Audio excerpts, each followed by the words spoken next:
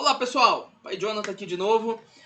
Nesse vídeo nós vamos falar sobre vestuário e sobre diretrizes. Esse é o vídeo 4 do módulo 1. Nós estamos caminhando aí com o nosso curso. Não se esqueça de se inscrever no nosso canal, dar um like no nosso vídeo que ajuda muito e compartilha com todas as casas. Vamos lá!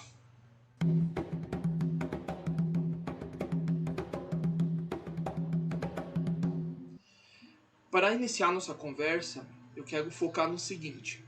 Quando nós falamos de vestuário, nós estamos levando em conta as roupas que aquele determinado terreiro permite para utilização durante as giras, em festas, em eventos e assim por diante. O comum dos terreiros de Umbanda é que a roupa seja inteira branca. Então eu vou estar da mesma forma colocando aqui no lateralzinho as fotos para estar exemplificando para vocês. Vocês podem ver que hoje eu estou com uma camisa do Seu Zé. Então, há terreiros que permitem essas camisas full art, né, que a gente chama, para usar durante a gira, independente de qual é o desenho, desde que seja com vínculo religioso e nem um pouco pejorativo, né, nem discriminatório de nenhuma forma. Então, é comum que casas permitam. Na nossa casa, na nossa doutrina, nós agimos da seguinte forma. Durante todas as giras, o branco é obrigatório. Então é giga de caboclo, roupa branca. É giga de preto velho, roupa branca. Nós temos na giga de Exu a liberdade, né, dos filhos poderem usar a roupa vermelha ou preta. Nós temos para as gigas de caboclo, nós permitimos que o filho possa usar a roupa verde, então colocar uma cor verde. Para datas de eventos, então é homenagem de Iemanjá, nós permitimos que o filho use uma camisa azul, uma saia azul, não tem problema.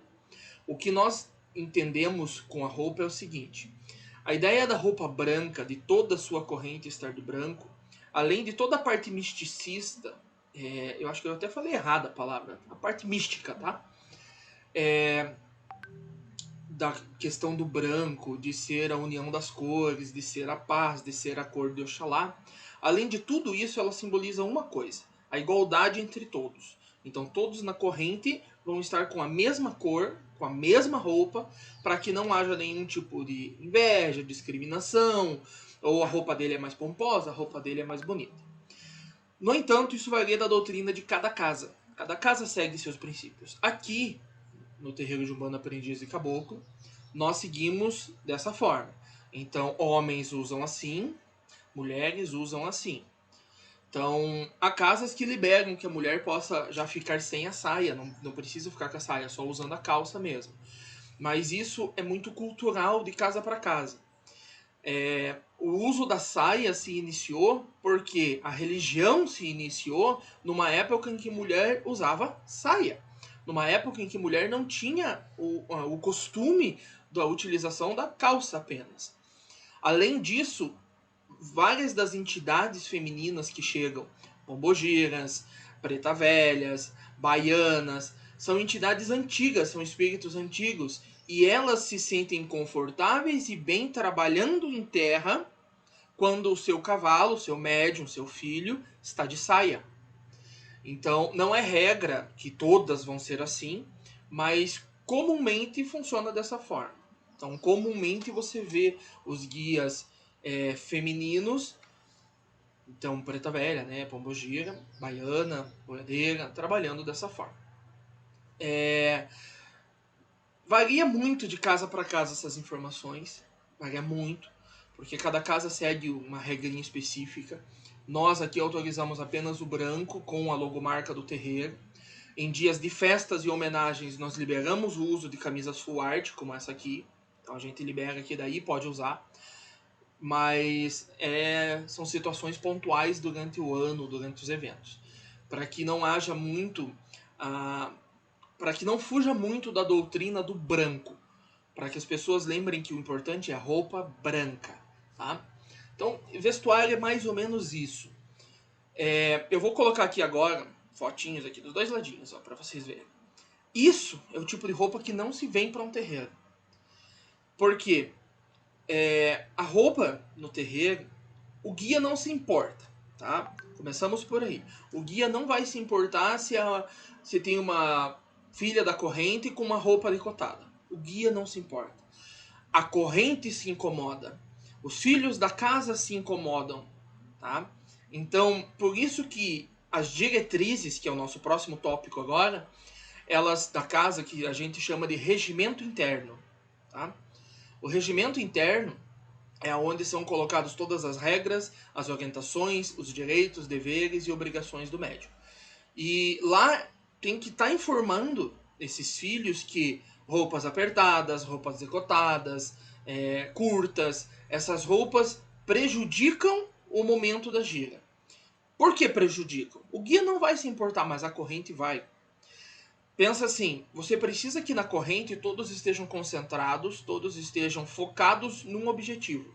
Seja prestar caridade por uma consulta, seja bater um atabaque, cantar e louvar o sagrado, mas você tem que estar naquele momento concentrado para aquele fim. Se durante aquela sessão, aquele momento, por algum motivo um filho se desconcentra olhando para outro filho, com um simples lampejo de desejo, de achar bonito, de achar sexy, que seja, isso desconcentra ele, isso desconcentra a corrente. Então, não é que seja proibido porque vai fazer mal, porque não, mas são pequenos momentos que abrem brecha na concentração da corrente. Então, se pede que não se use esse tipo de vestimenta, esse tipo de roupa, tá? Então, pulando para o nosso tópico 2, que é sobre as diretrizes. O que é isso? Um terreiro, muitas pessoas de fora imaginam um terreiro como... tem o pai de santo, tem a corrente, eles incorporam lá. Baixam uns espíritos, fumam um charuto, bebem umas cachaças e andam em círculo.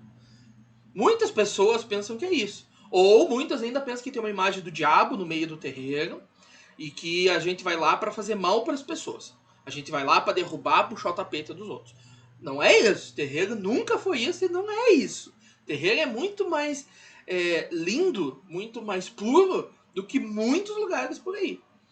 Então, as diretrizes, que são o regimento interno de uma casa, faz com que a boa prática da Umbanda seja seguida, seja mantida. Como assim? Lá você precisa informar o que o seu terreiro faz, como ele funciona, quais são as regras dele, qual que são os horários que esse terreiro vai funcionar, as vestimentas que os filhos podem. Pode usar maquiagem? Não pode. Pode usar brinco, pulseira, colar? Não pode. As guias da corrente, como elas serão? Cada um vai poder fazer a sua, a casa tem um padrão específico, quem faz essas guias? Nessa casa, cobra consulta? Não cobra consulta? Cobra trabalho? Não cobra trabalho? Tudo isso tem que constar no regimento interno de uma casa. Obrigatoriamente, por lei, para você poder abrir a documentação de um terreiro, para você poder deixá-lo legalizado, você precisa ter o regimento interno.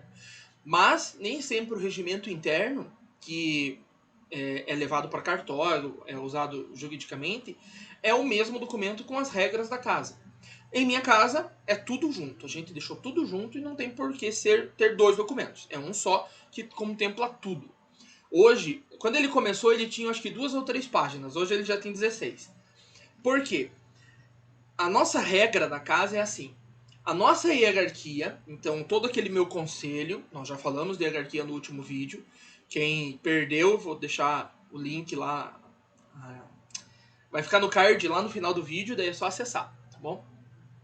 Então, a nossa hierarquia da casa, ela tem a sua responsabilidade de manter a ordem, de fazer o terreiro funcionar e deixar tudo nos conformes.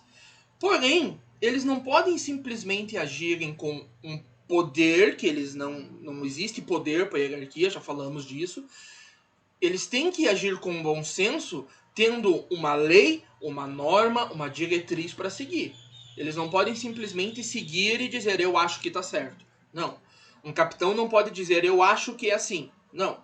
Ele segue aquilo que está escrito no regimento.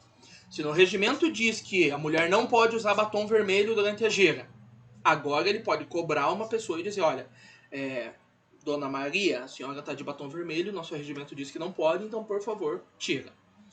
Entendeu? Então é por isso que o regimento vai crescendo seus artigos, seus documentos com o tempo. Porque você vai precisando, conforme vai evoluindo a sua casa, verificando se não tem novas coisas para se incluir lá. Pense nisso como a sociedade. Algumas leis, algumas normas de hoje foram incluídas no nosso cotidiano, porque isso não acontecia em 88, quando foi feita a Constituição. Então, algumas coisas vão sendo incluídas para que, se você vai cobrar de alguém, você tem que ter o respaldo legal e dizer, ó, estava escrito aqui. Você leu aqui, você tem que cumprir aqui. Então, esse tópico de diretriz, eu quero deixar bem claro para vocês. Consultem os seus sacerdotes, consultem as suas casas e peça, pai, mãe, me passa as regras da casa, me passa as diretrizes. Com isso, eu garanto para vocês, 80%, eu acredito que uns 80% de todos os seus problemas na casa se resolvem. Porque a pessoa leu a regra, ela descumpriu a regra, ela sabe a penalidade. A penalidade tem que estar escrita lá. Ah, primeira vez que for chamada a atenção, por exemplo, tá? Você vai ser afastado uma semana, vai ficar na assistência. Segunda vez que acontecer, que repetir aquela ação, você vai ficar um mês sentadinho na assistência ali. Terceira vez, você vai ser afastado da casa. Lógico, tudo tem que ser bem estudado, ser conversado com a sua hierarquia e ser estudado isso. Para que você tenha um controle, para que você tenha uma organização religiosa controlada. Para que não vire bagunça. Tá? As regras não são para que todo mundo vá trabalhar com medo, para que as pessoas fiquem, meu Deus, se eu pisar errado, o que vai acontecer? Até hoje na minha casa, eu já toco gira desde 2016. Na verdade, desde 2014 eu já toco gira, mas a casa surgiu em 2016. Então, desde lá, eu só precisei afastar 2 filhos da casa, porque foram conversados durante um ano e não resolveu, e não melhorava, e descumpriam sempre o regimento. Sempre.